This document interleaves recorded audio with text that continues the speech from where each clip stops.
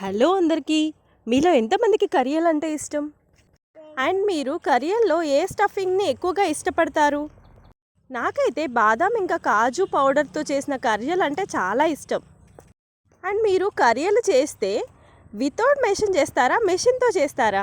నేనైతే machine use చేయకుండా చేస్తాను. నేను మా అమ్మమ్మ దగ్గర నుండి ఇది చేయడం నేర్చుకున్నాను. మా అమ్మమ్మ అయితే ఇంకా చాలా బాగా చేస్తుంది. మా అమ్మమ్మ దగ్గర నుండి నేను చాలా పిండి వంటలు చేయడం నేర్చుకున్నాను. దాంట్లో ఇది కూడా ఒకటి. స్టార్టింగ్లో అయితే మెల్లిగా చేసేదాన్ని, కానీ ఇప్పుడైతే ప్రాక్టీస్ చేసి చేసి చాలా ఈజీగా, సులువుగా, తొందరగా చేసేస్తాను ఎన్ని కర్రీలైనా కూడా.